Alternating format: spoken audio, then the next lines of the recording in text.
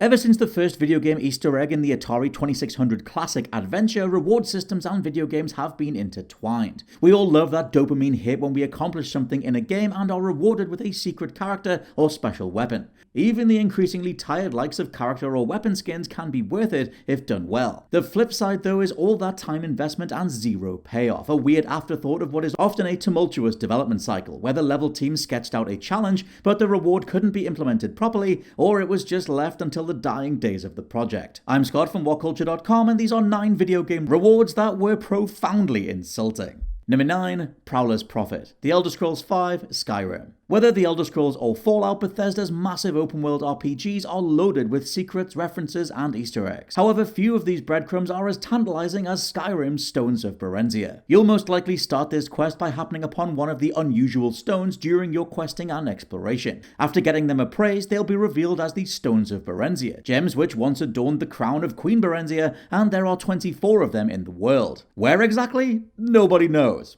Yep, it's one of those quests. You might be tempted to comb the map for these stones. I mean, for such a long collection quest with 0 maps or hints, the reward must be something incredible. Instead, it's a spell called Prowler's Prophet that increases the likelihood of finding valuable gems in chests and other containers. As you might have guessed though, the effort of finding these things without a guide will have already made you richer than your wildest dreams. Maybe in Elder Scrolls 6 we can get access to this before the 100-hour mark. Number 8. The Filmobile 2000. Ni no Kuni. Ni no Kuni is developer Level 5's gorgeous collaboration with the beloved Studio Ghibli about a boy whisked into a magical parallel world. It's an old-school JRPG and one of the best in the genre. It's also expansive and extremely long, with loads of content to mop up after the main story. Unfortunately, the Filmobile 2000 makes those post-game challenges hardly seem worthwhile. You'll first need to find a secret area occupied by a character called the Conductor. He'll send you on a series of bounty hunts, superpowered versions of the game's various bosses. After completing 19 of these, you'll unlock the door to fight the game's secret boss, the Guardian of Worlds. As if beating this thing wasn't enough, you then need to chase the Conductor back down and pester him until he finally gives you your reward, a nifty little car, the Filmobile 2000. However, you've just done every last thing in this 50+ hour RPG. There's nowhere left to go. Maybe if the game had a new game plus that let you carry the vehicle over, it would be worth it, but it doesn't. Number 7. Yoshi isn't rideable. Super Mario 64. As the first 3D Super Mario game, Super Mario 64 laid the foundation used by every 3D Mario title since. Even for a game as relatively recent as Super Mario Odyssey, the core mechanics are still carried over more or less identically from Mario 64. Every 3D Mario since has also been based largely around collecting a finite number of items. Stars, shines, moons, etc., both necessary and secret. Sometimes punishingly secret. With each game, the number grows and they become harder to obtain, so you'd expect something pretty good for your efforts every time. For all that hard work in Mario 64, you get to unlock a cannon that shoots you to the roof of Princess Peach's castle, where you can finally meet Yoshi. Your beloved friend/steed from Super Mario World. We all remember Yoshi and his multicolored friends, giving us a huge power and exploration boost while riding them. So what do you get when you finally meet Yoshi in Mario 64? A mild conversation. You just kinda catch up, because you haven't seen each other in quite some time. The devs did include a message from the team thanking you for playing and say they have one last thing in store as a reward, only to give you 100 lives, as Yoshi stays standing on the roof instead.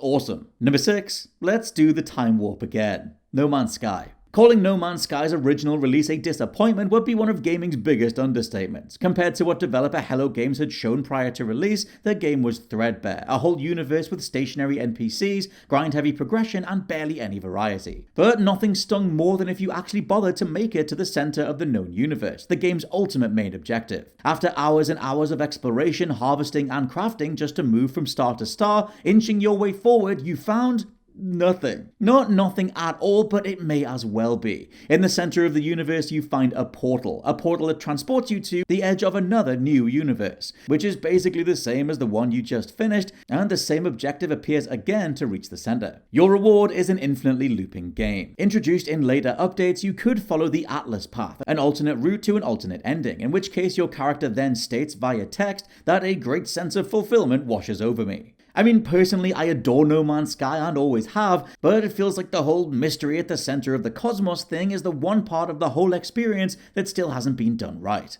Number 5, a diploma. Pokemon. The whole driving mission behind all things Pokemon, gotta catch 'em all, admittedly puts it in a weird spot when it comes to rewards and unlockables. Catching 'em all includes getting the secret and legendary Pokemon, so the reward is the task itself, the journey, not the destination. However, you have to believe developer Game Freak can do better than just an in-game text-based diploma. Maybe back in the Stone Age when there were only 151 Pokemon and you could print this bad boy out on your Game Boy printer to show your friends, it was kinda neat. But as that number grew with every new entry, hitting 400 with the most recent releases Scarlet and Violet, a plain in-game certificate of completion feels less and less rewarding. The worst part about the diploma is the profound sense that you and your accomplishments aren't even special or unique in this world. As popular as Pokemon's key phrase is, and as ludicrous as it is that Scarlet and Violet's buggy AF performance still had millions of players, Game Freak have never meaningfully rewarded you for catching them all. Number 4, a postcard. Super Mario Sunshine. As the follow-up to Super Mario 64, it's only fitting that Super Mario Sunshine has an even worse reward for hitting 100% completion. Sunshine is a divisive game that often gets cited as the worst Mario of all time by certain fans. Its weird camera and sporadic physics was something many of us just went with when we were younger, creating a whole contingent of players who love the game now too. To me, there's a lot to enjoy about how many risks Nintendo took after 64 had redefined how an entire medium thought about 3D gaming, but that can't save certain mission goals you're tasked with to get 100%. To that end, even though there's the same number of shines to collect as there were stars in Mario 64, the effort it takes to claim them is considerably higher. Even the biggest fans of Sunshine's level layouts and collectible placement will admit to just how much trial and error is baked in, leaving you to replay and fail specifically awkward segments over and over and over. The Sandbird is born, I am looking directly at you. Anyway, after all this, nobody expected your reward to be a full-screen postcard wishing you a relaxing vacation, as you were either rage-quitting on this game forever, or your time was coming to a close regardless. Number 3, the world's most exhausting card game, Final Fantasy VIII. One of Final Fantasy VIII's many high points is Triple Triad, the game with the best music of all time. While entirely optional, playing Triple Triad is incredibly useful, unlocking rewards and even turning rare cards into useful items. Completing the card game side quest involves rising in the ranks, beating various Triple Triad masters until you reach the reigning champ, the Queen of Cards. Upon beating the Queen of Cards, you get more cards. To fight, well, she just starts appearing in different locations around the world map, but the rewards are always just more cards. In the end, there's nothing else, which means all that elevated one more match build-up doesn't actually go anywhere. Number 2, I guess that's okay? The Legend of Zelda: Link's Awakening. Nintendo's 2019 remaster of the original Game Boy classic, The Legend of Zelda: Link's Awakening, was widely well received by critics and fans alike. It added vibrant new graphics, a welcome addition considering the best it had before with the severely limited palette of the Game Boy Color, but it mostly stayed true to the original. A great but lesser known title, especially amongst the younger Zelda fans of today. This nearly one-to-one fidelity even included a new version of the original secret ending. There's completing the game normally, which results with Link waking up and wondering if it was all just a dream, but if you complete Awakening without dying once, you unlock a secret ending where Zelda stand-in Marin smiles politely in the sky. It's heavily implied that the whole thing wasn't a dream, and Marin, whose only desire was to leave the game's island anyway, did get her wish. That's a nice enough interpretation, but the ask here is sky high for a reward that's worth far more to a side character than the player. And number 1, being insulted. Gex. Besides being Josh Brown's spirit animal, Gex is mostly a forgotten set of platformers from the PlayStation's early years. It spawned a few sequels and helped put Crystal Dynamics on the map, but these days it's only brought up in videos like this. One of the most random things in the franchise though is Gex's secret ending. Getting 100% completion in the original title, which includes finishing the game twice, earns you the reward of being relentlessly insulted. For about 20 minutes you just watch text pop-ups list numerous examples of why you're a loser with no life. While that kind of wry self-loathing humor mostly worked in the 90s, Crystal Dynamics all out verbally assaulting you for having the nerve to just enjoy their game to its fullest kinda wasn't it. So in this day of new games plus content in almost every title, getting a reward for finishing a game is pretty much expected. Developers keep inventing new ways of crowning your achievement with powerful items and additional content, but sometimes the reward might be so good that it actually feels wasted on a fully completed campaign. A new shiny weapon or a special playable character might be fun to play with for a few minutes, but since you've already done everything there is to do, you don't really get to experience their full potential. So actually it would be so much better if these rewards were unlocked earlier, or at the very least before you finish the whole campaign, find dozens of useless collectibles, and basically experience everything the game has to offer. So let's take a look at them. As I'm Jules, this is WhatCulture.com, and these are 10 amazing video game rewards stupidly locked behind 100% completion. Number 10. Hero Weapons. Splatoon 2. Those who got Splatoon 2 back in 2017 obviously didn't do it for its single-player campaign. The game's story mode was rather lackluster, and it mostly served as training for the multiplayer mode. However, one of the incentives the player had for finishing the campaign were the special cosmetic rewards called Hero Gear. The only problem was that in order to get all of them, you had to beat the story mode several times over. After completing the story for the first time, the player receives part of the hero outfit. And if somebody wanted to get a weapon to go with it in the multiplayer mode, they had to beat all of the story levels again using only that one weapon. Combine this with the fact that there are 9 weapons total, and all of a sudden, if you're looking to collect that full hero set, you have to beat the same repetitious stages 10 times. Luckily for those obsessed with collecting everything, Splatoon 3 seems to have learned from this experience. Nowadays, you just need to beat the story mode once in order to get the full set. Number 9. Thor's Hammer. Assassin's Creed Valhalla. Now, Assassin's Creed's version of Mjolnir actually stays true to the myths, as only those worthy of its power can truly wield its potential. It's too bad that by the time the player has proven themselves worthy, though, there won't be much to do with the hammer anyway. The quest for Mjolnir is one of the most challenging in Assassin's Creed Valhalla. The player will have to travel to many different parts of the map, defeat almost 50 powerful bosses, and complete a full set of Thor's armor. To do all of that, you'll basically have to get to the end of the game and complete all sorts of side missions, including the assassinations of the Order of the Ancients and the boss fights with the Daughters of Lerion. The reward you get at the end of all of your struggles is truly worth it, however, as Thor's hammer is not only a really sick looking piece of equipment, but also obviously incredibly powerful. And its dazzling lightning strike can almost one-shot any enemy in the game. But then again, you won't really have to worry too much about enemies in general, as most of them will be long dead by the time that you're able to wield this beast, so what was the point again? Number 8. Survivor difficulty. The Last of Us. The original Last of Us was an incredibly atmospheric game, and a huge part of this was due to the fact that it was able to portray the reality of living in a post-apocalyptic world in a rather deeply authentic way. The enemies were acting smart, the stealth sections were building on a proper level of suspense, and the resources you found on your way were limited and forced you to use them reasonably. All of these elements comprised the game's atmosphere, which was only further emphasized by the game's hardest difficulty level, Survivor. Survivor mode made the post-apocalyptic lives of Ellie and Joel even harsher, but because of it, the player's experience with the game was all the richer. Each decision you made seemed to have more meaning, and every moment of struggle on your way to Colorado felt more dramatic. Unfortunately, in order to play The Last of Us on Survivor mode, the player had to beat the game on lower difficulty settings first. Now, while this is a common practice amongst game developers, in the case of The Last of Us, the unnecessary lock sabotaged the initial experience that players had with the game. Number 7. Skip all the cutscenes. God of War 2.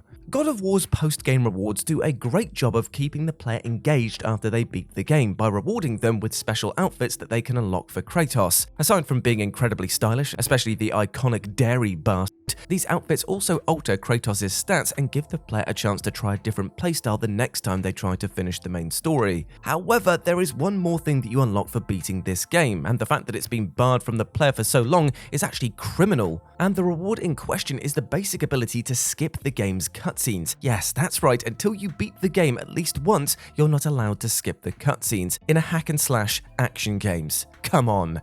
It's not a huge gripe considering that the cutscenes in God of War 2 are actually pretty good, but this choice is still pretty weird considering not everybody might want to play the game for the story. Plus, why let people skip cutscenes at the same moment that Kratos can appear in them as a dastardly bovine creature? What are you thinking? Number 6. Be'lakor. Total War Warhammer 3. When Total War Warhammer 3 was released last year, many of its players complained about the quality of its main campaign mode called the Realm of Chaos. The campaign's victory conditions were too convoluted, the game constantly barraged the player with penalties for simply progressing through the missions, and on top of that, the reward you received for winning just really didn't feel that worth it. After completing the Realm of Chaos campaign, the player was rewarded with Be'lakor, the game's main antagonist and a powerful demon lord. Now, aside from many complaints the Warhammer lore nerds like myself had about this outcome, receiving Be'lakor was equally pointless and frustrating simply because, well, the game was already over. Even if you had anything left to conquer on the map, there wasn't much point in sending Be'lakor there, as you'd already reaped the benefits of victory. Thankfully, the introduction of the Immortal Empires campaign sometime later redeemed Be'lakor a little bit. He became a separate faction leader that you could play right from the start, and he was even made more powerful after some of the fans complained about his lack of abilities in the Realm of Chaos. Number 5. Gaunter O'Dim's Gifts. Witcher 3. The choice Big G has to make in the Heart of Stone DLC might seem pretty difficult at first glance. Both of the characters you meet have good arguments for why you should side with them. However, if you were to look at their offers from a purely materialistic perspective, somehow the demonic genie comes up a little short. When you finish the DLC on O'Dim's side, the demon lets you choose between 4 items: a cornucopia with infinite food, a vessel with infinite alcohol, 5,000 gold, and a saddle. Now, considering how useful food can be in battle or how alcohol is used in most of the alchemy recipes in the game, the first 2 rewards should sound incredibly powerful, right? Well, sure, if you're still stuck in White Orchard, that is. You see, the recommended level for starting Heart of Stone is 32, so by that time the player will already be close to the end of the game, and Big G's pockets will be filled with a near infinite supply of food and booze. Now, if these items were offered earlier on in the game, they would easily become some of the best rewards you could get, but instead, they get outperformed by, well, let's face it, your hoarding addiction. Number 3. Gene Mods. Plague Inc. The issue with Plague Inc.'s post-game rewards is a peculiar one indeed, as technically the system is designed to incentivize you to keep playing. Each run you complete awards you with new genes and diseases to play with, so you have a reason to start another chapter. On paper, it sounds like a smart and logical system, but in reality, it only made players grow more and more bored with this game. So why was this the case? Well, the simple answer is that this system of unlocks makes the game feel too linear. Instead of being able to choose which gene you want to unlock first, you have to unlock them in a specific order by repeating the same run over and over again. The freedom that you're supposed to be given by having access to a range of different diseases is taken away from you and obtained only after you fully complete the game. It's obvious that not everyone has the patience to get there, which is a shame because the genes you do unlock towards the end can actually be a lot of fun, especially if you give your plagues an appropriately nonsensical name. Number 2. The UFO. Grand Theft Auto 5. Rockstar has the tendency to include a lot of supernatural Easter eggs in their games. Now, they're usually supposed to be really hard to find, but this one's secret in Grand Theft Auto 5 takes the difficulty level to the extreme, which, in consequence, diminishes the payoff of discovering it. The Easter egg is a reward for completing the game completely. This entails completing all of the main missions, having all the strange encounters, and discovering approximately 150 collectibles scattered through the city. Once the player does this, they can go to specially marked locations and have a real, well, in-game real, encounter of the third kind. The Easter egg itself is actually really interesting, as the UFO emits force fields that can push players off them and are generally pretty eerie looking. However, given that you have to spend hours looking for letter fragments and submarine parts just to have a chance of seeing them, a floating piece of metal might not seem like an adequate reward at all. The spaceships would have worked so much better if they were just random Easter eggs in the game. That way, the pain of getting 100% on your save file wouldn't take away from their rather fascinating appearance.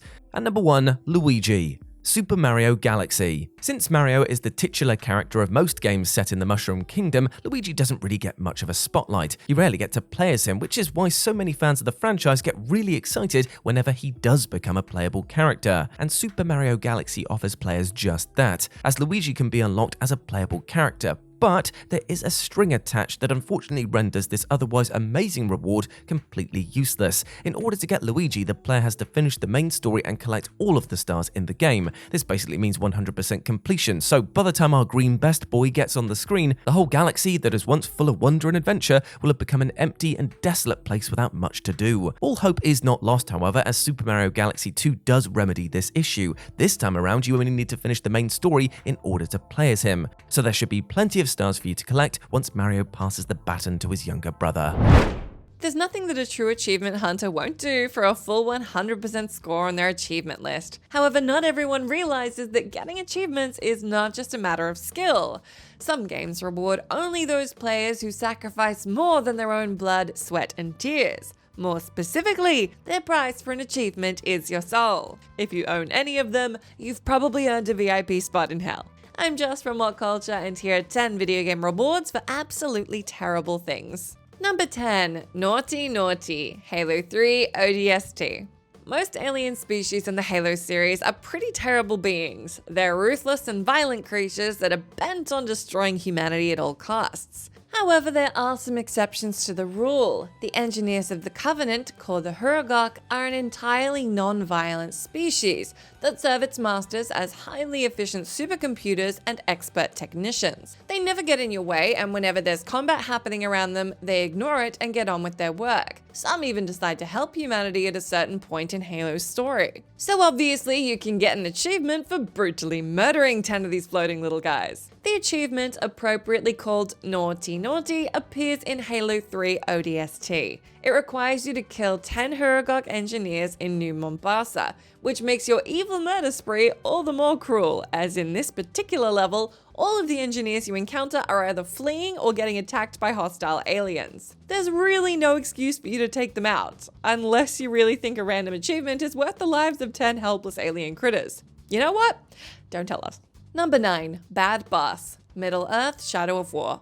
Talion and Celebrimbor are hardly worthy of being named the good guys of their games. They both rely on dark magic and manipulation to achieve their goals, and they treat their orc allies like servants and cannon fodder.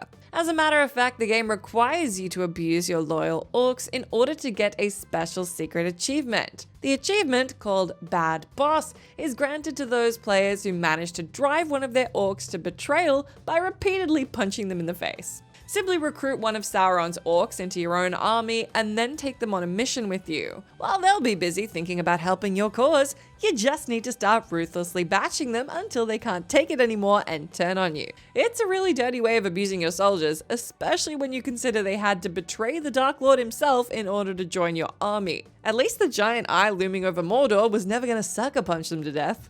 Number 8. Ripe for the Picking. Hitman 3.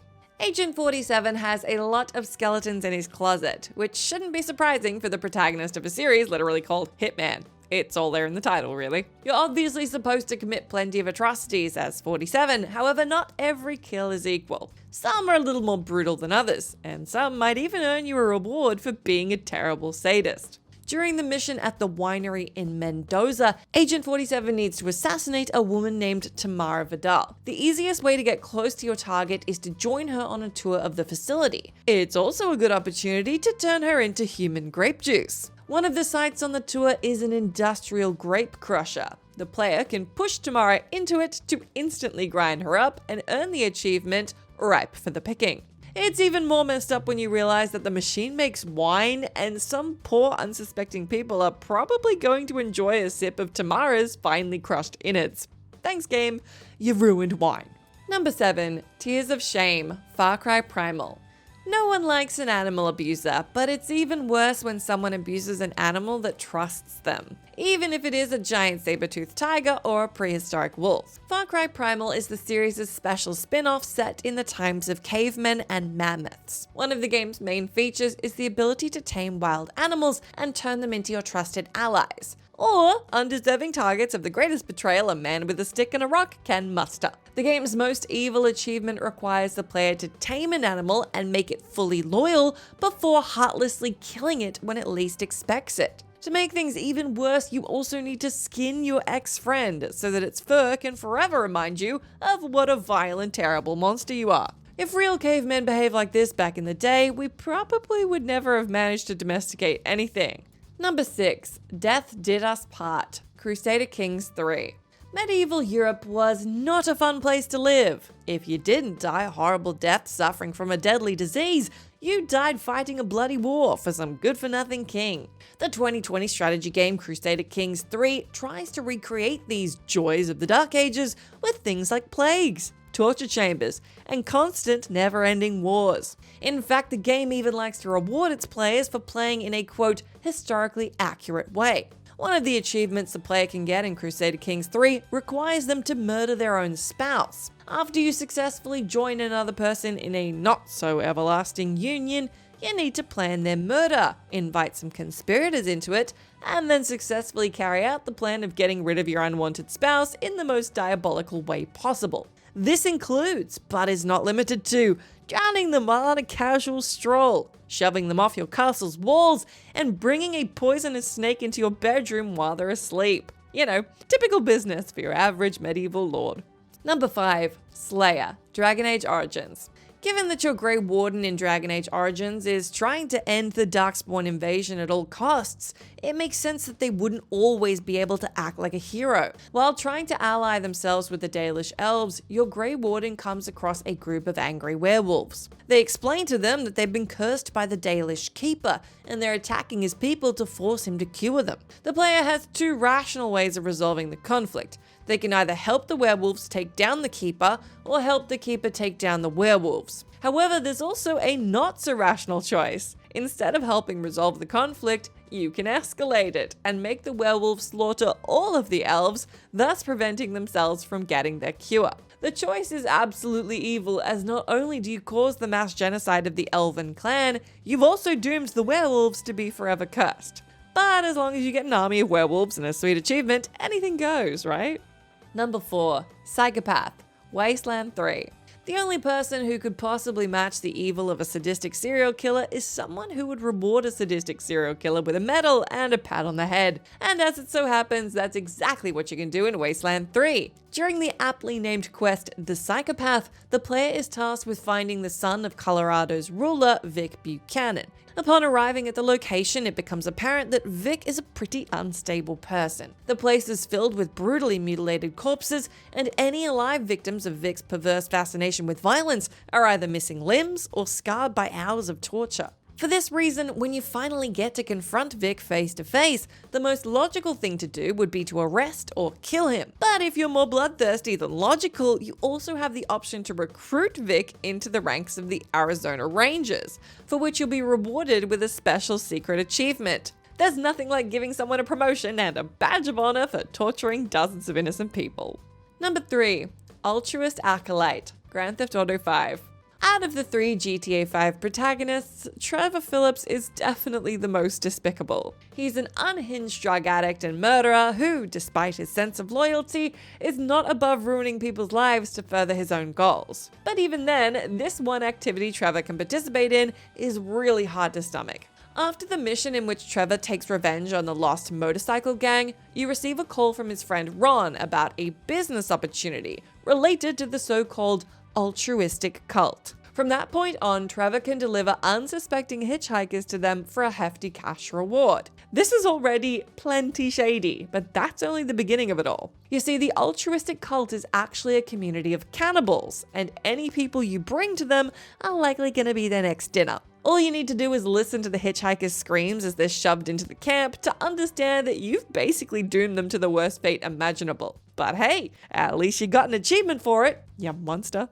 Number 2. Devil. Fallout 3. The karma system is pretty much synonymous with the Fallout series. Every game in the series, apart from Fallout 4, takes notice of how good or evil each action the player takes is, and then grants them the appropriate karma points for it. Then, depending on how your karma score looks, the game will either reward you or punish you in certain situations. Fallout 3 goes even further with this, however, by giving those who are especially committed to their acts of kindness or villainy a series of unique achievements. And yes, even the greatest scum of the wasteland are invited to the party. Every 5 or so levels, the true goody two-shoes and evildoers of Fallout 3 receive achievements, commemorating their milestones on their respective paths. The most dedicated of bad karma players, who maintain their negative karma all the way to level 30, are granted the title of Devil. That means a lot of stealing, murdering, and rampaging through the wasteland, pretty much all the way to the end of the game. It's a true testament to what kind of an evil bastard your character really is. Number 1. Dastardly. Red Dead Redemption. To an average resident of the Wild West, there's no deed more despicable than hog-tying a damsel in distress to a train track. The only thing more evil is doing it while simultaneously twirling your impeccably dapper mustache. In order to honor this oddly specific tradition of villainy in the Old West, Red Dead Redemption features a special achievement called Dastardly. As you may have already expected, the achievement requires the player to tie a woman to a train track and then wait for thousands of pounds of steel to run her over. It's an absolutely gruesome and cruel thing to do, of course, but at the same time, you can't deny there's something oddly hilarious about recreating such a classic, if not cartoonish trope in a game as serious as Red Dead Redemption. It almost feels like something Dutch would order his men to do after he finally went insane. Or, you know, any bored player who's 20 hours into the game and has nothing better to do other than torture innocent NPCs for their own amusement. I guess Dutch wasn't the most terrifying monster of the Wild West after all. I believe it was the Prophet's Smash Mouth that once said, "So much to do, so much to see, so what's wrong with taking the back streets?" Open world video games these days are stuffed with content, from epic showdowns and set pieces to simply working a normal 9 to 5 job. And for reasons known only to the developers, even something as simple as taking a virtual shower in a game might gain you something worthwhile. I'm Cy for WhatCulture.com, and these are 10 unbelievable video game rewards you unlock for doing completely mundane things. Number 10. Take a shower, get grenades. Death Stranding. Being a Kojima game, Death Stranding obviously has plenty of silly and over-the-top moments. Now, spending time in your bathroom doesn't really seem like something that belongs in the latter category, but once you realise there's a certain mechanic attached to it, it'll quickly become part of one of the most exciting moments you can experience in the game. The mechanic in question is a special processing system installed in the main character Sam's quarters. The system turns all of the waste produced by him taking a shower, or using the toilet, into grenades. Yes, your filth can be repurposed into explosives. Given how rare weapons are in Death Stranding, you'll quickly learn to appreciate your alone time in the bathroom. You'll especially appreciate it when Sam needs to go number 2, as he will produce the highest tier of grenades, the appropriately named EX grenades 2. These explosives allow you to clump enemies together, which, combined with the EX Grenades 1+ that makes enemies disappear, makes for a rather effective combination. Just don't think about the smell. Number 9. Mixed juice, survive the apocalypse. Dead Rising. Food is the key to Frank West's survival in Dead Rising. It can be used to restore his health, and having a couple of food items in your inventory is always a smart choice, especially if you have to brave the hordes of zombies or get into a boss fight. Most of the time, grabbing the first snack in sight seems to be a smart option, but if you're not in a particularly overwhelming situation, taking a little bit of time to do some actual meal prep can turn out to be incredibly beneficial. You see, Dead Rising has a juice mixing mechanic that allows the players to use blenders scattered all over Willamette Mall to turn ordinary fruits and vegetables into powerful drinks with special effects. Each type of juice restores significantly more health than the food items it's made out of, and provides the player with a unique ability. These abilities include stuff like breathing fire, running extra fast, and even becoming fully invincible for a short period of time. It may seem weird, but then again, this is the same franchise that lets people make lightsabers out of flashlights. Number 8. Play slots, win rare guns. Borderlands 2. With how wacky the world of Borderlands 2 is, it can be easy to forget about the more mundane aspects of the game. You're too busy slaughtering alien wildlife and blowing up random raider camps to think about stopping at your local bar for a little bit of relaxation. If you visit Moxie's establishment in Sanctuary, you can come across this wonderful slot machine that allows you to gamble a little bit of your money for a chance of winning even more cash, iridium, or an unhealthy amount of guns. Since it doesn't cost much to use the machine, having a little bit of simple fun with it can prove to be incredibly rewarding. You're obviously not guaranteed to win anything, but nothing beats the feeling of getting a rare weapon with great stats for a quarter of what you would normally have to pay for a much weaker gun. Just be sure not to doze off while spinning the slots, as sometimes the machine might reward you with a live grenade. Number 7. Give your Pokemon a bath, make it unkillable. Pokemon X and Y. Ever since the original Pokemon games were released in 1996, every child has wished for the ability to pet their pocket monster. It took Game Freak 17 years to finally introduce this feature to the franchise with the release of Pokemon X and Y. However, perhaps to make it more appealing to those who were no longer kids after nearly 2 decades of waiting, the developers decided to give it a little extra spice. Along with the ability to pet your Pokemon came a special stat called Affection that could be leveled up. Each level of Affection would provide your Pokemon with progressively better perks. At lower levels, it was a simple buff to the creature's experience gain, but later down the road, the Pokemon could learn how to dodge incoming attacks and double its critical hit chance. Your Pokemon was able to gain an insane advantage on the battlefield with just a little bit of love and care, even against the toughest of opponents. And to top it all off, the petting mechanic was also capable of curing all Pokemon of bad status conditions. So yes, there really was a point to spending hours head patting your virtual pet with your 3DS stylus. Number 6. Hang out by the pool, make your allies stronger. Marvel's Midnight Suns. Marvel's Midnight Suns is not only a fusion of Marvel and XCOM, it's also a bizarre mix between a strategy game and a dating sim. Midnight Suns gameplay is divided into 2 sections, turn-based battle sequences and off time at the Abbey, where you can interact with all of the heroes and do side activities with them. Those who play the game solely for the fighting sections might feel tempted to skip the Abbey stuff, but that would be a grave mistake. Spending time with your heroes, watching movies and sunbathing by the pool is the key to unlocking their full potential. potential. This is because of the built-in friendship system, which not only provides all of the heroes with powerful buffs, but can also unlock exclusive abilities for them. For example, frequently going on fishing trips with Blade might make him like you so much that he will start applying extra bleeding damage to all enemies in the fight. That's nice of him. It turns out that slacking off can be just as effective for getting fighting experience as actual training. It's just a matter of knowing which movie to pick when having a night off with Captain America or Wolverine. Number 5. Get married, become a shop owner. Skyrim.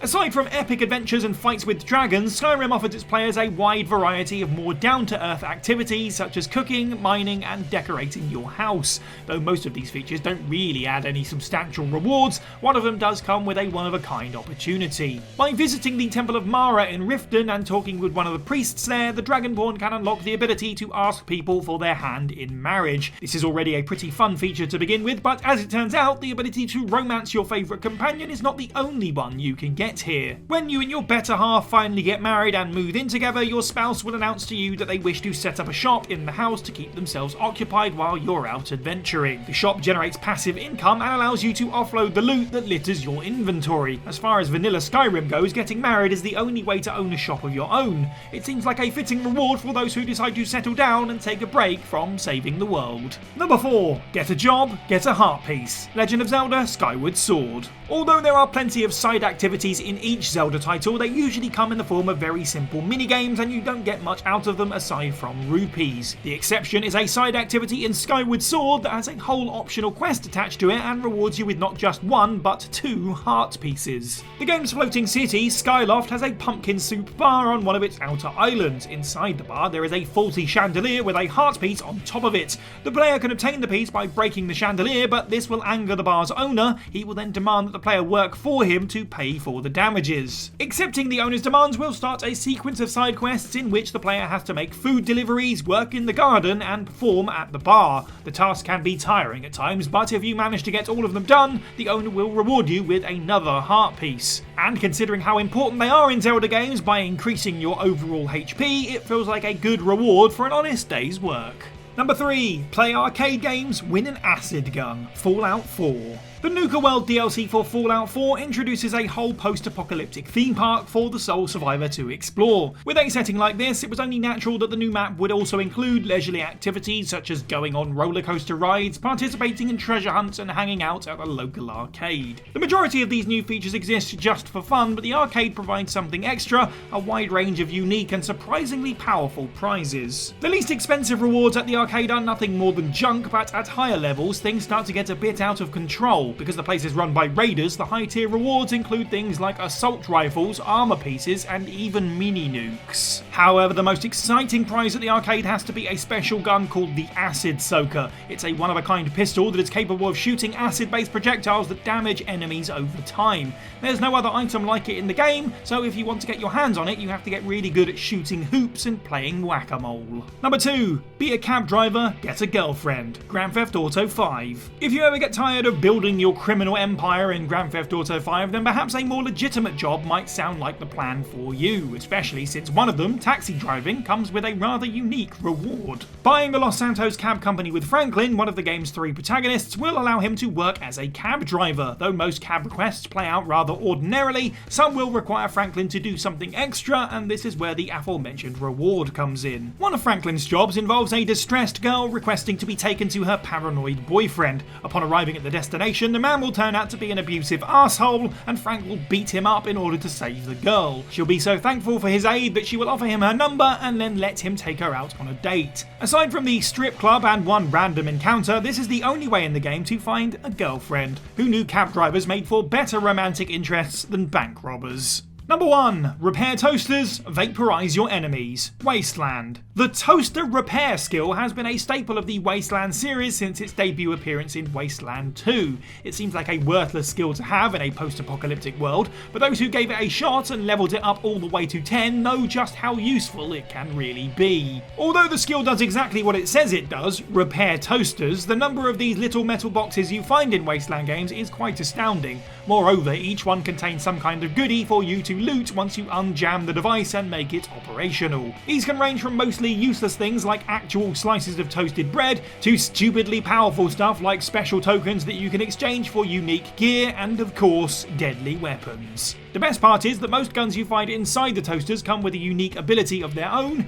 meaning that each prize you get from your repair work is sure to feel special. The toaster repair skill may not sound as cool and flashy as melee and firearms abilities, but in the world of Wasteland, one's knowledge of kitchen appliances is just as deadly as any conventional weapon. Unlocking new items, weapons, and skins has always provided a lovely bit of cathartic feedback to the player. It's a symbol of hours spent mastering combos or figuring out devious puzzles or simply being in the right place at the right time for that low percentage loot drop. And it's this last sentiment that really holds true for the 10 entries on this list, because if you happen to move away from the air quotes right place, you'll never get another chance at unlocking these rewards. There was no going back for these bounties as they had long gone, and instead you'd be asked to return to this area again in another playthrough, or seeing as some of these were promotional offers, be stuck forever locked out of this exclusive club. Pretty harsh, right? So with this in mind, I'm Jules, this is WhatCulture.com, and these are 10 video game rewards that you only got one chance to grab. Number 10. Multiple Fortnite skins. If you look across many of the most popular online video games, you'll notice that despite their different approaches to gameplay and aesthetics, they share one common thread: in-game character skins. And judging by some of the prices that the rarer skins fetch on various marketplaces, it is clear that people really want to indulge in some digital dressing up. Now, Fortnite is no exception, and across its quite lengthy tenure has seen numerous skins come and go throughout special events, battle passes, and even through bundles with mobile phone purchases and hardware such as PS4 controllers. However, if we were to pick one, it would have to be the frankly very cool looking Dark Knight skin, which Season 2 players had one chance to grab before it was gone for good. In order to acquire this devilish looking digital flesh, you had to max out the battle pass, which back then was capped at tier 70. However, seeing as Fortnite in Season 2 was nowhere near the monolith it is today, that means that there are probably only a handful of players sporting this evil looking garb. Probably a good thing though, because it's actually quite terrifying the more you look at it. Number 9. Unlocking Alistair Overeem, UFC Undisputed 3. In the UFC Undisputed game, might makes right. If you are the strongest, the meanest, the hardest hitting, then you are the talking point of the entire community. And as such, the player base jumped at the chance to play as the freight train fisted Alistair Overeem in Undisputed 3. With a win-loss of 45-18, Overeem was famous for his outstanding striking power and even managed to take down Brock Lesnar in a fight that was so full of juicy beef that would make even vegans salivate. However, the chance to unlock said meat man left fans spitting, because in order to nab this fighter, they had to like the UFC Undisputed Facebook page and then share this page with their friends, and it was only then that they'd be sent the code. Or at least they were meant to be sent a code, because many fans chimed in stating that they had met the requirements and had not been sent a sausage, leading the demand for the code to go up and up and up. In the end, EA did what it does best and just closed the page, and it's unclear if the matter was resolved with fans. That sounds like fighting words to me. Number 8. The Zodiac Spear, Final Fantasy XII. Hey you! Yes, you, the one struggling to defeat dire rats in Final Fantasy XII. Put down that stick and come over here, because I'll tell you of a weapon that will embarrass all others. A tool that will make bosses cower with its 150 attack power. A spear so mighty that it will poke through armor like it was made of wet bread. I'm speaking, of course, about the Zodiac Spear. It sounds great, right? Well, there's just one catch. Well, many catches if I'm honest, as in order to get this in the original version of Final Fantasy XII, you're going to need to jump through a lot of hoops and also fight your most basic of adventuring instincts. Originally, the spear could only be collected by not opening quite a sizable list of treasure chests throughout the game, and would only appear if you don't have certain items equipped in the room it spawns in. Therefore, many players didn't even know they'd missed the spear, let alone of its existence. Such was the outcry from fans about the requirements that Square Enix completely rehauled them in the Zodiac re-release, making it much easier to get, but then also adding in 2 even rarer items. Will they ever learn? Number 7. The best ending, Silent Hill. There's nothing worse than slogging it through a challenging game and then being told come the climax that you didn't quite meet the requirements for the best ending, meaning that you'll have to go through the entire affair again and figure out what you did wrong. And you know what? I'm looking at you, sweet rice ball from Sekiro. I'm looking at you very bloody hard right now. Now, Silent Hill is another offender in this regard, a game which hid many of its items in its thick fog, meaning that at least 2 of the 5 alternate game endings were really hard to unlock. The good ending and the good ending plus all revolve around how much the player has explored every nook and rather terrifying cranny. And in order to get the good ending plus, you'll need to save Kaufman at Annie's bar, nab the motorcycle key in room 3 using a magnet, then open a motorcycle gas tank and check out that sweet glass vial. Oh, what's that? You like vials? Well, here, grab a bottle from the kitchen and scoop up some unknown liquid. Why? Don't ask questions, my friend, because you need that liquid to save Sybil's life when she's going rogue at the end of the game. Whew. Now, it's easy enough to miss any of these steps, but you only get one chance to get that unknown liquid, so if you bypass that, well, say goodbye to any chance you have of saving Sybil. Bleak.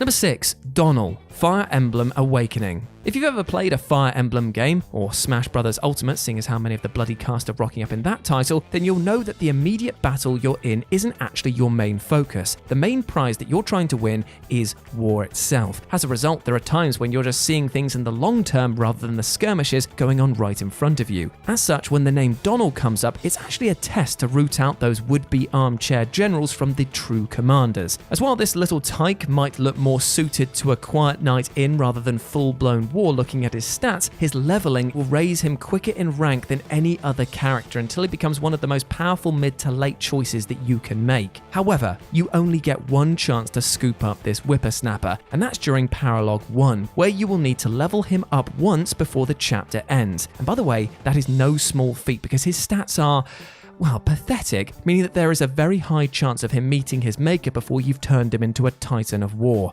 So in short, good luck.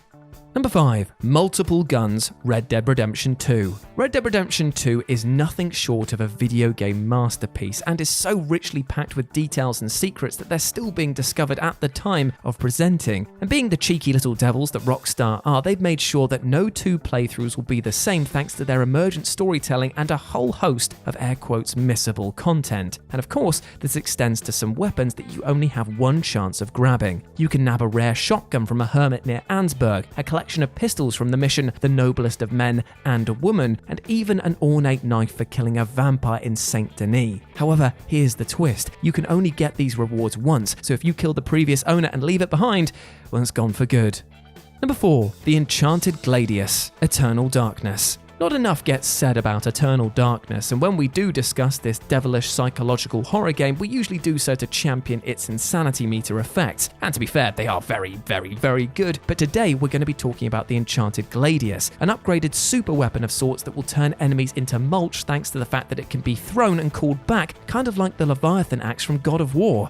Pretty delicious, right? However, you only get one chance to nab this Gladius of the Gods, and it's very easy to mess up the requirements. For starters, you'll need to get 3 effigies from Kareem, Michael's, and Roberto's chapters, and then as Michael put all of these shiny tokens into their respective containers, which will unlock a secret room containing the Gladius. That seems simple enough, right? Well, if you miss any of these effigies, you're screwed. And even if you do unlock it, you'll have to wait until you switch back to Alex to actually use it. And as an added kicker, if you've killed every other enemy in the game so far, you'll only have 5 new opportunities to use the weapon. That means it's an overpowered game changer which you have a high percentage of missing, and you can only use it a handful of times. Actually, maybe it's best leaving this one alone. Number 3, Tail Weapons, Dark Souls. The Dark Souls series is the complete polar opposite to a hand-holding title, favouring instead to cut off your arms and let you figure out how to survive while it walks away with your limbs. Therefore, it was down to the community to come together and help relay information about easily missed plot lines, characters, spells, and of course, weapons. And while the joke was often made about hugging the boss's butts and stabbing them betwixt thy cheeks, it turns out that there was sometimes a reward for hanging around the back door of a beast, as by chopping off certain monsters monster's tail, you could score a free weapon or piece of armor. And the problem is that there are quite a few monsters with what you might assume to be tails, which meant that you would see players often place themselves in harm's way just to net a free bit of gear, and if you were clumsy or inaccurate, you could often down a boss before the tail was even lopped off. But there are some true gems among them. For example, the Drake Sword became an especially sought after item because of its great early game stats. But if you didn't know about this, then you'd miss out on possibly the one helping hand that this game offers. Typical, right?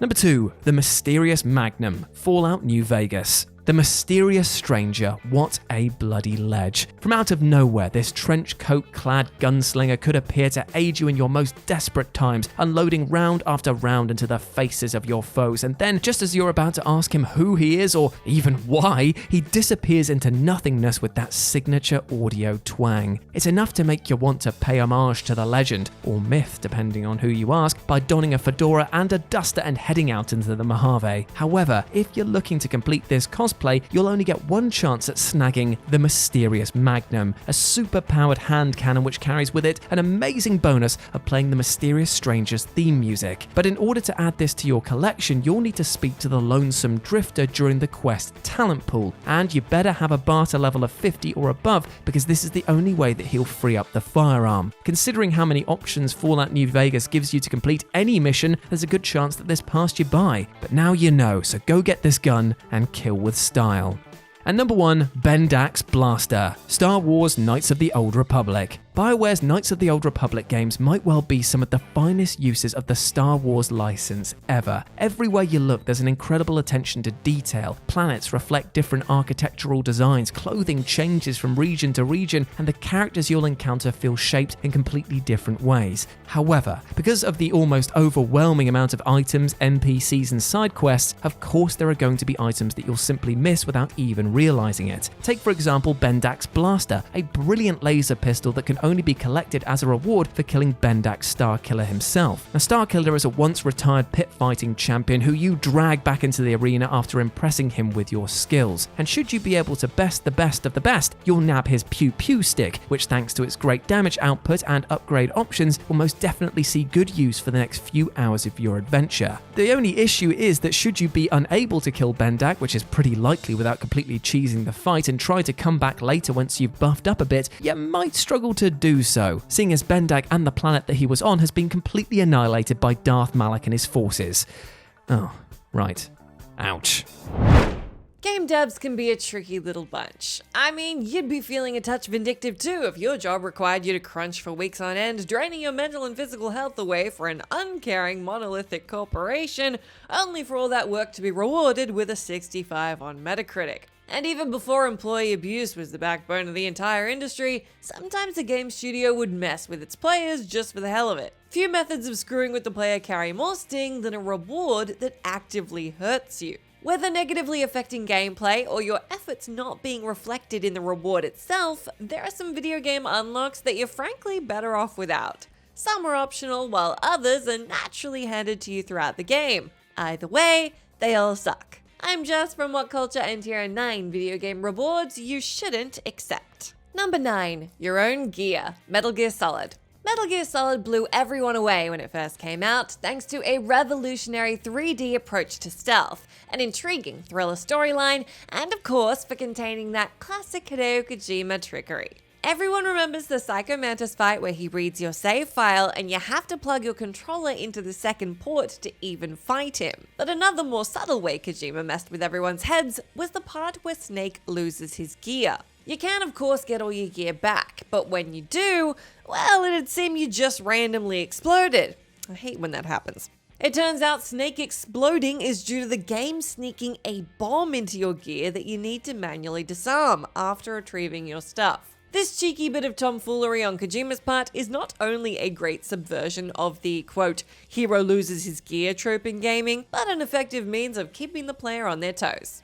Number 8, Ring of Betrothal, Bloodborne. The From Software games have been notorious since the first Dark Souls to be cheeky when it comes to items and accessories. Remember the first Dark Souls with its useless starting ring? And even when they do give you something useful, because of the brutal difficulty of these games, it can be hard to actually tangibly see the benefit. The Ring of Betrothal in Bloodborne has neither of these problems. It is instead an item you get whose sole purpose is to make you feel bad. You get the Ring of Betrothal in a chest, deep into one of the hardest areas of the entire game. It has seemingly no benefit to your character at all, but if you're a veteran of these games, you know that no item is truly random. Then your eyes fixate on the word betrothal. There aren't that many partners to romance in this game, so eventually you'll find your way to Cainhurst Castle and Queen Annalise. Offer the ring to her and nothing. At least nothing good. She turns down your advances and low-key insults you for the effort. The only purpose of this ring is to get laughed at, so unless you're into that,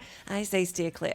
Number 7. The Auditore Cape, Assassin's Creed 2. You'd think that the prize for the longest running side quest in a stealth game would be something that makes you way more stealthy. Ubisoft looked at this common knowledge and quietly muttered under their breath, no. In Assassin's Creed 2, you'll often find feathers you can collect for your grief-stricken mother to help her cope with the death of her husband and sons. And there are a lot of these feathers, as this side quest takes you through every city in the game, traversing every building, street, and smelly sewer to find them all. And your grand prize for finishing this side quest? Why, the legendary Auditore Cape, of course. What does this cape do to help you in your quest for sneaky revenge? Well, it raises your infamy to the highest setting, alerts guards when you so much as walk down the street, and generally makes this stealth game literally impossible to play.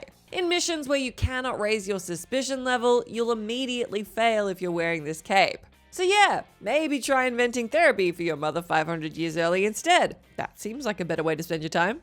Number 6. A Single Piece of Heart, The Legend of Zelda: Wind Waker. Even if the reward for something isn't technically bad on paper, the effort required can make the whole process feel insulting by the end. To that end, Wind Waker's Savage Labyrinth is an optional dungeon that's just a series of combat encounters to get a prize. The labyrinth will demand everything of you, throwing tough enemies back to back from each other, few if any recovery items, and 0 checkpoints despite its nightmarish length. Fortunately, only the first half is mandatory, as you need to clear around 30 or so floors to get one of the Triforce charts to beat the game. But that leaves a lot of labyrinth left for you to conquer. Naturally, one would expect quite a reward if you did want to conquer the rest of it. Perhaps a stronger outfit, a buff to the Master Sword, a policeman you can inform about Tingle so that creepy weirdo is finally locked away for good. Hell, even a full piece of heart would make it worthwhile. But no, instead, you get a single piece of heart. All that effort, all that fighting for an item you trip over every 30 feet.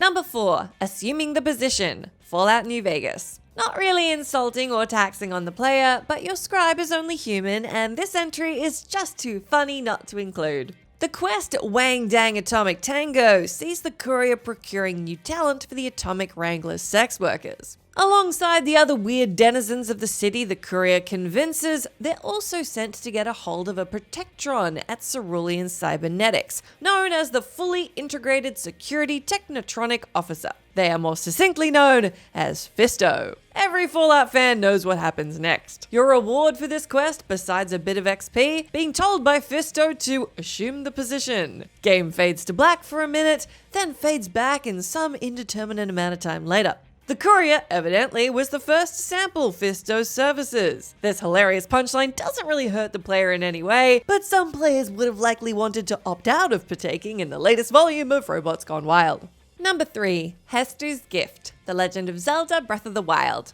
The longest side quest in Breath of the Wild is the hunt for the Korok seeds. There are over 900 of the things scattered throughout Hyrule, and you really only need half of them to get maximum inventory space. But what happens when you collect them all? Surely there's got to be something for that much trouble. When will you people learn that mindset is the devil talking in your ear? For bringing Hestu every single Korok seed in the game, you are rewarded with Hestu's Gift, a giant gold Korok seed given to Link as a sign of friendship. Well, it's poop. The big tree man pooped in your hand. All that effort, all that time, and you get poop in your hand. And no, you tragically cannot viciously murder Hestu after this. On the other hand, the game makes it clear when you filled out your inventory and can't expand on it any further. And since that was the only reason you were collecting these things to begin with, any other labor on top of that is really on you. Never perform uncompensated labor. Your paymaster will only use your passion to exploit you. A message brought to you by Nintendo. Number 2. The Secret Garden Fruit, Shadow of the Colossus.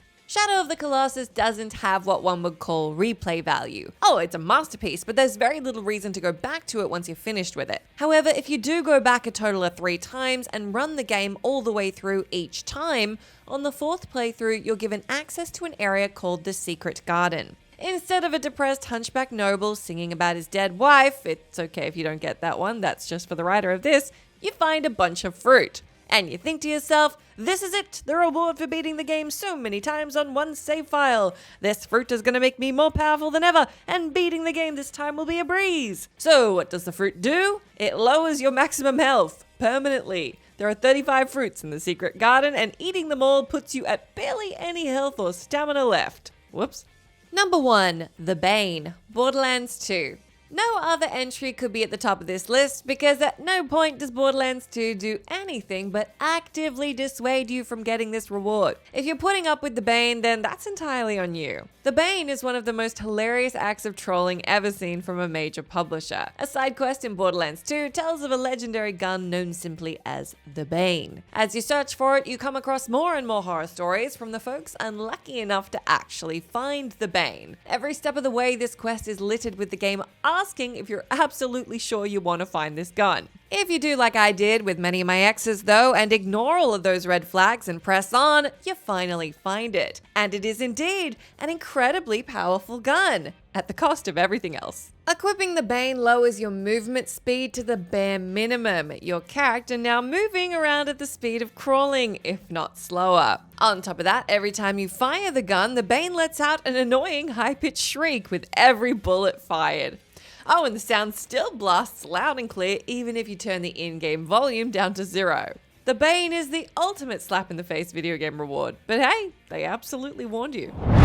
In the world of gaming, the odds can be shifted in the player's favour once they obtain a certain power-up. However, rewards like these are better if they aren't immediately available. When players know they have to work their butt off to obtain these accolades, it makes the experience far more gratifying. However, games also need to be careful not to present these gifts just moments before the credits roll. Because I'm Sai for WhatCulture.com, and here are 10 awesome video game rewards that came too late. Number 10, Special Harness, Stray. Stray centres around a cat who must navigate through a cyber city while solving puzzles, interacting with AI and avoiding hostiles. Throughout our furry friend's adventure, he'll stumble upon hidden memories, giving players a glimpse into how this futuristic world works. Though the memories usually give off a blue glow, there are a couple that are less visible, making it quite difficult to locate them all. But if the feline protagonist manages to find every one of these elusive memories, his black harness can be replaced with a multicoloured strap. To be clear, this unlockable is purely cosmetic. It doesn't offer any bonuses or abilities. Nevertheless, its colourful aesthetic is a cool way to constantly remind players how all of their hard work has paid off. Also, it's way better to look at a Buzz Lightyear-like harness rather than a boring plain one. Annoyingly, this new apparatus can only be unlocked in the very last section of the game. If there was a New Game Plus option, fans would be beaming with joy to see the adorable kitty wearing this fancy outfit from the beginning. Alas, that's simply not the case. Number 9, Mayan Armor, Assassin's Creed 4 Black Flag. In Assassin's Creed 4, the player takes control of Edward Kenway, a pirate who sails across the Caribbean Sea, hoping to find resources to take down the Templar Order. Throughout his quest, the young buccaneer can upgrade his weapons, his tools, and most importantly his ship, allowing it to withstand assaults from enemy frigates, brigs, and schooners. While Edward explores the islands, he'll come across structures known as the Mayan Stelae. By locating all 16 monuments, he'll be rewarded with Mayan armor, which is bulletproof. This gift initially sounds like a godsend, since trigger-happy soldiers is a constant problem during stealth and raid missions. However, Edward acquires the Mayan armor so late into the story mode there are barely any missions left where it proves helpful. Black Flag's climax is an epic sea battle with warships blasting Edward's vessel from every direction. Whether or not Edward is wearing his trusty garment isn't going to help withstand the might of all those cannonballs. Especially because the final section involves Edward climbing a series of walls in an observatory. His Mayan armor is once again totally useless. Number 8, the Hint Book, Fallout 2. Although Fallout 2 has plenty of coveted artifacts, all of them pale to the Hint Book. Father Tully in New Reno offers this booklet to the Chosen One once certain requirements requirements are fulfilled. Using the hint book yields 10,000 experience and increases all skills to 300%. Better still, it can be used infinitely, offering 10,000 experience every time. Even if the chosen one is underpowered, he'll be godlike in no time after picking up this relic. If that sounds too good to be true, that's because it is. The hint book only becomes available after completing the main campaign. If it was available from the get-go, players could have won in 1/3 of the time. The hint book itself teases how pointless it is, with the in-game description stating, well, this would have been good to have at the beginning of the goddamn game, and you know what? They're right. But because the hint book would have made the chosen one overpowered beyond belief, it's understandable why this item wasn't available sooner. Since there's little need for it after beating the Enclave, its inclusion feels like a troll move from the developers. Number 7, Rodin, Bayonetta 3. After completing Bayonetta 3, new goodies are added to the shop, including the Platinum Ticket. Because this coveted coupon costs a whopping 999,999 seeds, Cereza must perform an unreasonable amount of grinding to afford it. After purchasing the ticket, the gun-heeled witch will be challenged by Devil Rodin, the Infinite One. By defeating this fallen angel, he'll become summonable in combat. However, beating this super boss is a nightmare. He moves at dizzying speeds, launching untelegraphed attacks that require inhuman reflexes to dodge. His magnetic assault is so devastating it can drain a full health bar in one go. Just to make things less fair, all items are off limits during the bout. This means that Cereza and her allies can't heal, boost their stats, or revive when they die, which will happen a lot. Technically, Rodin doesn't have to be beaten since he can be purchased from the shop.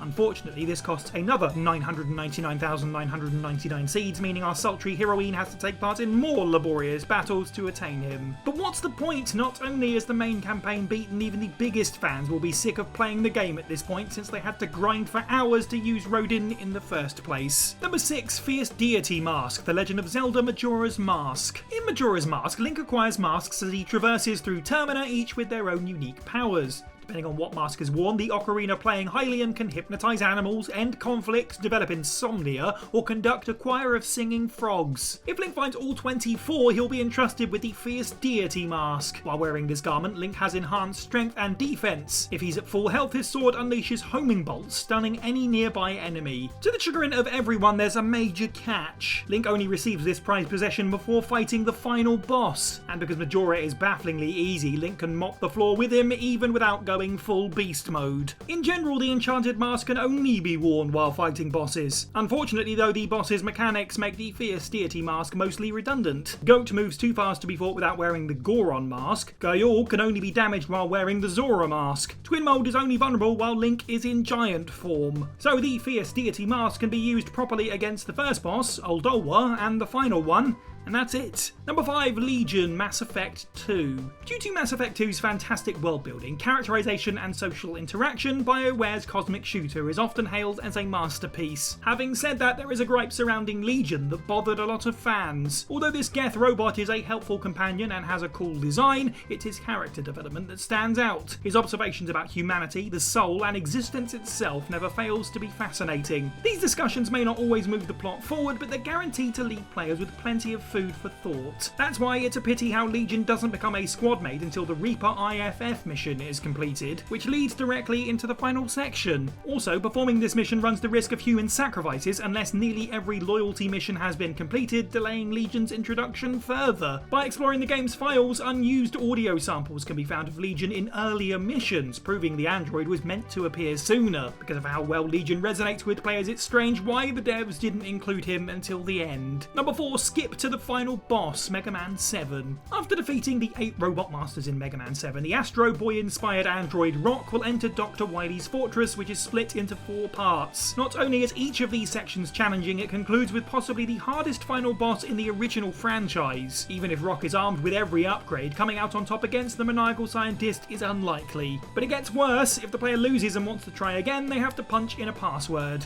Annoyingly, the password has Rock start from the beginning of the fortress. Although this is standard in Capcom's platforming series, it seems unfair with Mega Man 7 due to how particularly punishing it is. Luckily, there is a way to face Wily straight away. By inserting a specific code, the Blue Bomber will bypass the entire dungeon save for the last section. Unfortunately, the only way to access this code is by defeating Wily. However, why would anyone want the code to beat the game if they've already beaten the game? Obviously, the password is freely available nowadays thanks to the internet, but that wasn't the case when Mega Man 7 launched for Super Nintendo, since this code was only available after it wasn't needed. Number 2, 100 lives, Super Mario 64. In Super Mario 64, the mustachioed plumber needs to collect 70 of the 120 power stars to save Princess Peach. Although this is a reasonably easy task, finding them all is no picnic. Some power stars can only be attained by collecting 8 red coins or 100 regular coins, which can be tedious and time-consuming. Several stars are infamously difficult to find, such as Wing Mario over the rainbow, Blast to the Lonely Mushroom, and Wall Kicks will work. Also, every star in Tick-Tock Clock and Rainbow Ride is infuriating. After receiving a 100% completion rating, Mario will gain access to a cannon that blasts him onto the roof of Peach's castle. While there, Mario will bump into the adorable Dino Yoshi. So what does Mario's egg blasting buddy do? Does he give his oldest friend an awesome power-up? Will Mario get the chance to ride on his sidekick's back like the good old days? No, instead Yoshi gives Mario 100 lives before running away. In a way, this encounter feels like a cruel joke. Yeah, those 100 lives would have been handy earlier, but not after everything is done and dusted.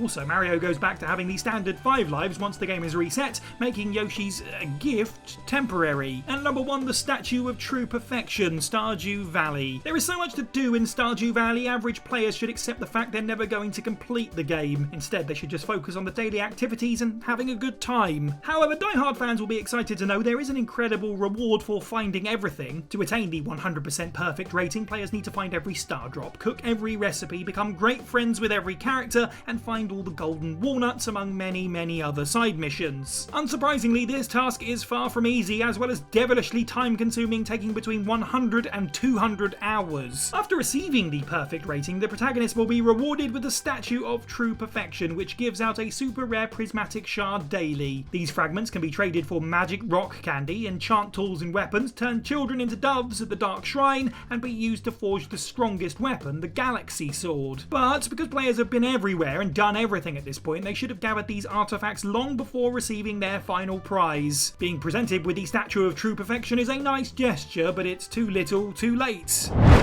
Hello all of you lovely people, Jules here for WhatCulture.com, and one of the best things about working on YouTube, besides the sheer thrill of dancing for pennies every single day, is that as content creators we get to engage with audience members from around the world on tons of different subjects, from chatting at length about hidden secrets to being told that we need to pronounce everything exactly like you do. It's a pleasure of every different measure each and every time. However, the best interactions that we have are when we get suggestions for entries for lists that we've previously done, and I recently scribbled and dribbled my way through a list on video game unlockable rewards that you only get one chance to grab, and upon opening up the video again, I saw a bevy of new comments highlighting others that I'd missed. So, in a massive example of irony, it's time for a sequel to a list that focused on things we only had one chance to get right. Will we spit in the face of convention and get a third from this list? Only time will tell.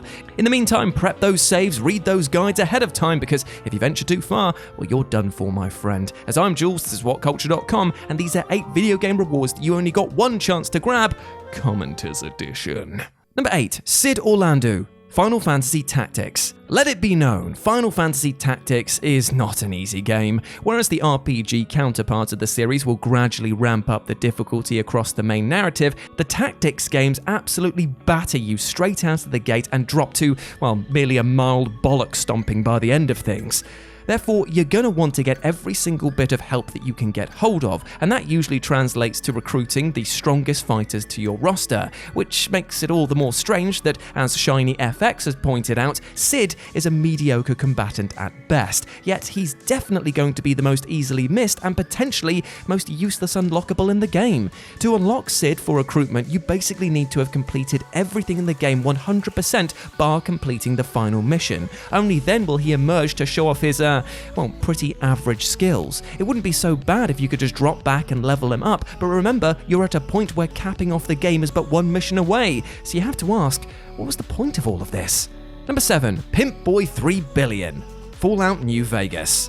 Now, as I've stated many times over, Fallout New Vegas is my all-time favourite Fallout game, made especially funnier by the fact that Bethesda had nothing to do with it, and it's a game that is so utterly caked in content that there's a fair few hidden items, missions and rewards that many of us will completely bypass by accident. In fact, on the previous list I detailed how many of us missed a magnificently mysterious magnum, but as David Brewer pointed out, this meant that I didn't talk about the wonderfully gaudy Pimp Boy 3 billion. So you know what, my friend? Let's right some wrongs. Now this piece of kit, which comprises of a golden Pip-Boy emblazoned with diamonds, is surely a must-have for any courier worth their salt. But you only get one chance to get this, which actually comes in the form of an unmarked quest given to the player by Mick of Mick and Ralph's Gun Shop fame.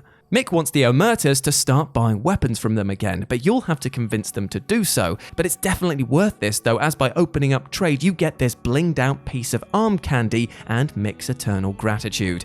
However, here's the catch. If you progressed beyond a quest called How Little We Know, you'll not receive the option for his request and be locked out of the game forever. Number 6. Domingo Egg, Shining Force. So, some of you might never have heard of Shining Force, which is actually a shame as it's a beauty of an RPG and strategy title, but now thanks to level 99 Master Monk, you too can learn a little more about it and go into the game able to grab Domingo, who is a certified big ledge for his usefulness in combat. If you were engrossed in the deep narrative and really rewarding gameplay of Shining Force, then you might not have thought to check this suit of armor while exploring Manarina's castle. Well, more fool you, because for some reason there's an egg inside this armor, which if you give to this gent known as Pow, it will be hatched into one of the strangest looking but also most brilliant magic users in the game, Domingo. Now, in truth, there are many hidden characters within Shining Force, but very few require you to snoop through dusty armor and then know exactly who to give this egg to. And when you look at the unique design and listen to his highbrow and hilarious attitude, you'll be scrambling to nab this offbeat ovum for your party. Number 5. Excalibastard, Borderlands the pre-sequel.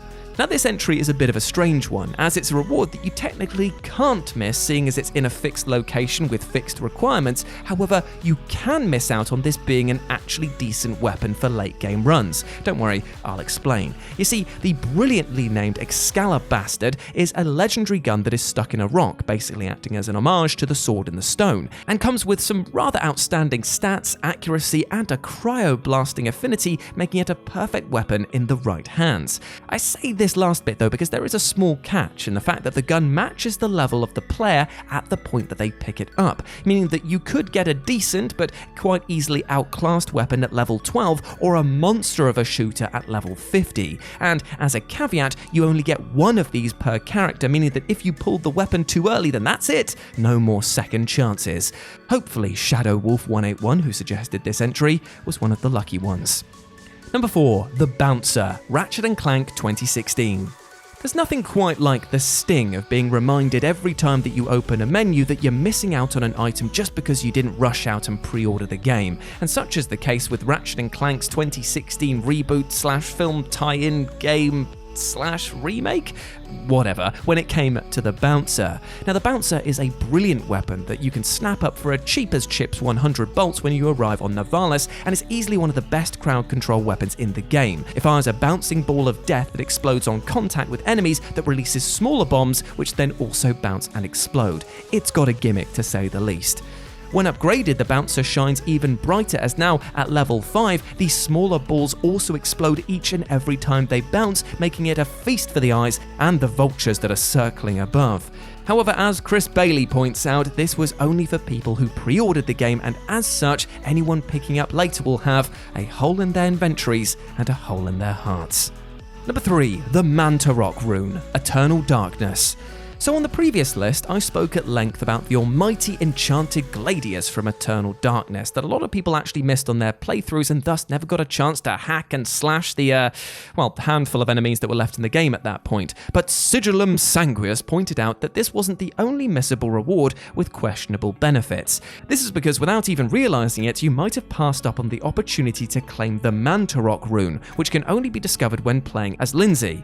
After you've progressed through the chapter and dispelled a barrier blocking your path, return to the previous hallway and summon a trapper. This little boglin wannabe will then crawl through a gap and open a doorway for you. Inside you'll find the Mantarok's Rune, allowing you to cast spells such as invisibility on your player, enchant your weapons with poison damage, and even restore your health and sanity, all of which are incredibly useful. However, it does come at the cost of not being able to summon any help, but to be honest, I guess you don't need to fight if the enemy can't see you, and it seems that many people didn't see their opportunity to bag this rune and missed it entirely. Number 2. Vincent's Final Limit Break, Final Fantasy VII. Without a shadow of a doubt, Final Fantasy VII's Vincent is one of the coolest party members that you might have never got. You see, this tasty vampire with a penchant for pistols is a hidden party member that the player can find stashed away in the basement of the Shinra mansion. Through finding hidden codes, opening safes, and even battling a boss called the Lost Number, you'll finally get the chance to wake up this coffin-loving character, and trust me, it is worth every bit of effort, as his limit break turns him into different monsters, each of which gives him access to powerful moves and spells. So of course, you will want to unlock his final weapon and limit break, right? Well, as Lou Jack Shaw points out, this is actually an incredibly frustrating process, as you actively need to go against your inner gamer to get it. First, you need a submarine, and then you need to find the Crystal Cave, which is a hidden location on the map. Then, after you've gone in, you'll get some more information on Vincent's past, and then nothing. Oh, right, well, I guess we'll just leave then. Well, it turns out that you have to defeat 10 enemies in random battles in the local area and then return to the cave. Only then will you be rewarded with Vincent's final weapon and his awesome-looking Chaos final limit break. However, if you didn't think to return, well, sorry pal, you've missed out big time. And number 1, the Black Plate, Chrono Cross. In the mind-bending, time-skipping beauty that is the Chrono Trigger / Cross series, you're definitely going to need every bit of help that you can muster, as the forces of evil that have infected the time stream itself are no joke and will often pummel an unprepared party. Well, what if I was to tell you that there was a piece of armor that absorbed black elements, turning them into HP, thus healing you instead of eating the dirt as would normally happen? And that this piece of goth-shaded kit can be equipped by any of the party. Well, you'd likely be pretty keen, right? I mean, Nathan Graff was when they suggested this entry, as they stated it was a big one. Indeed, my friend, it was. But I hate to break it to you, because if you've gone too far through this title and battled the Black Dragon in Another World's Marable, then you've already missed your chance, as it's an item that can only be stolen from this mighty foe. And to make matters worse, you actually need Fargo's pillage skill in order to get this, meaning that you'll have had to have leveled up his tech to level 3. So it's a secret steal that you'd have to know was coming. And that's pretty brutal. If there's one rule gamers are conditioned to believe, it's that they should never let their characters die. In the most extreme cases, passing away forces you to begin again at the very start of the game. However, there are times when the exact opposite is true. In fact, there are certain developers who outright incentivize you to make fatal mistakes. Maybe that last defeat yielded a new achievement. Maybe sacrificing yourself too many times unlocks a new gameplay element. Or maybe biting the bullet is the lone method for finding that secret character or item. Whatever the case may be, the following 10 titles demonstrate that dying might not be the worst scenario. On the contrary, resting in peace during these adventures is the sole means of reaping some grim yet gratifying rewards. I'm Jess from What Culture, and here are 10 video game rewards unlocked by dying. Number 10. Continuously cheaper armor. Undertale. Undertale is irresistibly charming and unique for numerous reasons, while also being firmly rooted in the history of classic RPGs, namely the Mother series. Indeed, its addictive gameplay, brilliant meta humor, and standout personalities arguably turned it into 2015's superlative indie title. Obviously, none of that implies that Undertale is a cakewalk. To be blunt, it can get extremely demanding and exasperating at certain points, so players are definitely gonna draw their final breath a lot along the way.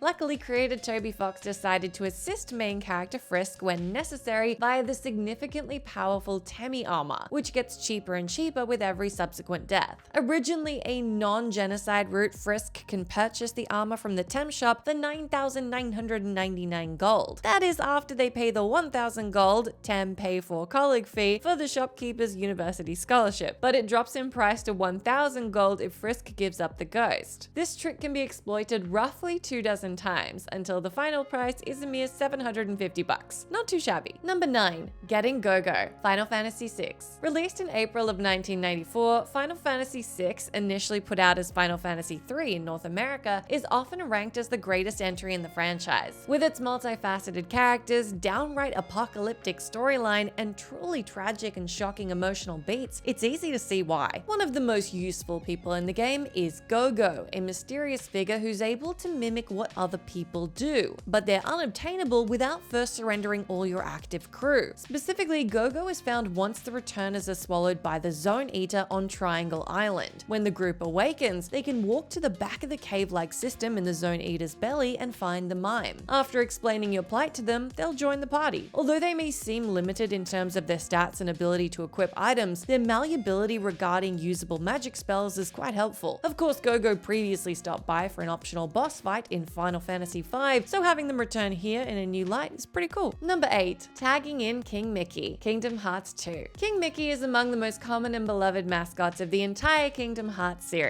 While he appears more easily and frequently in some other entries, he's only playable in Kingdom Hearts 2 when he needs to assist your party in a major confrontation. You see, if Sora dies during particular boss encounters, you'll be given two choices. It's all over, or I won't give up. If you pick the latter, King Mickey will show up and stick around until he's defeated too, or Sora is brought back to life. Either way, he gets out of dodge immediately after one of these two things happen. Sure, Mickey only has a handful of moves and it's impossible for him to deal the final blows to your foes, but he can do a considerable amount of damage. Just remember that the likelihood of him jumping in decreases each time he enters the battle. Number 7. The Pity Smash, Super Smash Bros. Brawl. Ever since it came out in 2008, the third main chapter of Masahiro Sakurai's prized IP, Super Smash Bros. Brawl, has been its most contentious. Undoubtedly, the Pity Smash is a key factor in its sustained polarization, doubling down on the inherent cheapness, or awesomeness depending on your perspective, of final smashes. Once a combatant loses a match by 5 or more points or stocks, amidst failing to knock out anyone else, they'll return to the stage ready to do a final smash, no floating orb trigger required. In other words, the computer thinks that kicking the bucket a handful of times without trouncing an opponent beforehand is shameful enough to more or less grant you a free victory. On one hand, this mechanic might level the playing field for inexperienced or lackluster players, but on the other hand, it cheapens the competitive nature of each round. Plus, a Pity Smash is unlikely to save someone who's already that far behind their rivals. Number 6. Easy Mode, Devil May Cry 3. Devil May Cry 2 is widely hailed as one of the worst video game sequels of all time. It certainly made What Culture's list. Thus, calling its 2005 follow-up a vast improvement, if not the best of the bunch, isn't exactly a stretch. In addition to other attributes, Devil May Cry 3 Dante's Awakening harkened back to the strategy and challenge that was present in the 2001 original. Consequently, it's caused plenty of annoying demises for veterans and newcomers alike, to the point that they probably wondered if they'd even be able to finish it. Enter Easy Mode, which becomes available if Hero Dante passes away 3 times. When initiated, it lessens the damage enemies do and lowers their health. If that wasn't enough, there's the optional Easy Automatic Mode. Essentially, it permits auto combos, allowing Dante to perform complex moves with a single button, and rapid fire for his signature pistols, Ebony and Ivory. When playing as Virgil, you can use summon swords mid-combo without hitting the shoot button. Granted, these aids diminish Devil May Cry's trademark incentive for skill and patience, but sometimes you just want to chill out, mash buttons, and kick ass. Number 5. 16 times for the legendary sword, Alundra. One of the many PS1 RPGs seemingly abandoned by time and newer technologies, Alundra was a fairly dark entry into the genre. Alongside more typical subject matter, existentialism, destiny, and faith, were examinations of clinical depression and deadly nightmares. Of course, it had several maddening segments that likely resulted in a lot of lost lives. As with many RPGs, however, there's an exclusive weapon, the legendary sword, that'll help those who frequently fall and finally conquer their foes. First, the namesake lead has to acquire the power glove from the blacksmith Jess and use the quick restart option after at least 16 deaths. When both of those conditions are met, Alundra can go to the statue of King Snow, which is west of Inoa village, use the power glove to lift it, and obtain the legendary sword. It's the most potent blade available, so it's well worth securing for the rest of your adventure. Number 4. Greg the Grim Reaper, Conker's Bad Fur Day. Given its crass sense of humor and generally cartoonish vibe, it's kinda surprising to find that cult classic Conker's Bad Fur Day, as well as its 2005 remake Conker Live and Reloaded, isn't without its trials and tribulations. For sure, the eponymous foul-mouthed furball will undoubtedly meet his maker multiple times across the game's 9 chapters. Fortunately, developer Rare accounted for this by introducing Greg the Reaper, who's named after designer Greg Mayles. Basically, the gloomy English skeleton, whose height and patience are extremely limited, resentfully agrees to help Conker when he first shows up in the hereafter. Specifically, he sarcastically explains how squirrel tails, that is lives, work before sending the vulgar rodent back to the world of the living. Later, Greg turns up to the spooky level to give Conker a shotgun with which to execute zombies. All the while, he's trying to murder catfish with a scythe because, well, he really hates them. What a nice fellow. Number 3. Dynamic Difficulty Adjustment, Crash Bandicoot series.